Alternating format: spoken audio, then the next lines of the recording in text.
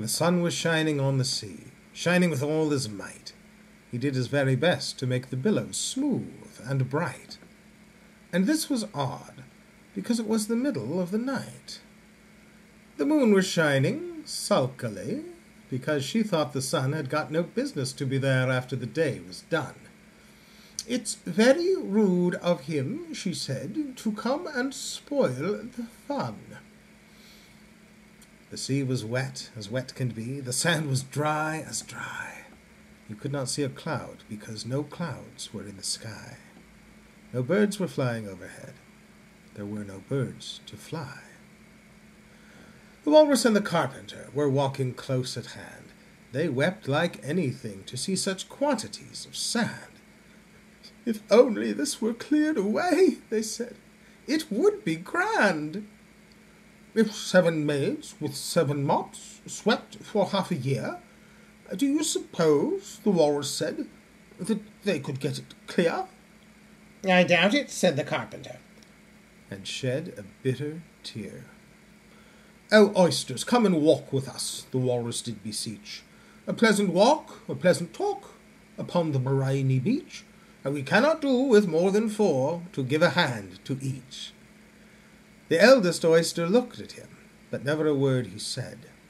The eldest oyster winked his eye and shook his heavy head, meaning to say he did not choose to leave the oyster bed. But 4 young oysters hurried up, all eager for the treat. Their coats were brushed, their faces washed, their shoes were clean and neat. And this was odd, because you know they hadn't any feet. 4 other oysters followed them, and yet another 4. And thick and fast they came at last, and more, and more, and more, all hopping through the frothy waves and scrambling for the shore. The Walrus and the Carpenter walked on a mile or so, and then they rested on a rock conveniently low. And all the little oysters stood and waited in a row. "But the time has come," the Walrus said, "to talk of many things, of shoes and ships and sealing wax and cabbages and kings, and why the sea is boiling hot, and whether pigs have wings." "But wait a bit," the oysters cried, "before we have our chat, for some of us are out of breath, and all of us are fat." "Now, Harry," said the Carpenter. They thanked him much for that. "A loaf of bread," the Walrus said, "is what we chiefly need. Pepper and vinegar besides are very good indeed. Now, if you're ready, oysters dear, we can begin to feed." "But not on us," the oysters cried, turning a little blue. "After such kindness, that would be a dismal thing to do." "The night is fine," the Walrus said. "Do you admire the view?" "It was so kind of you to come, and you are very nice." The Carpenter said nothing but, "Cut us another slice. I wish you were not quite so deaf. I've had to ask you twice."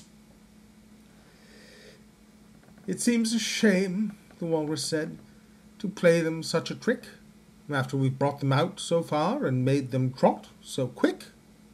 The Carpenter said nothing but, "Ugh, the butter's spread too thick." "Oh, oysters dear, I weep for you. I deeply sympathize."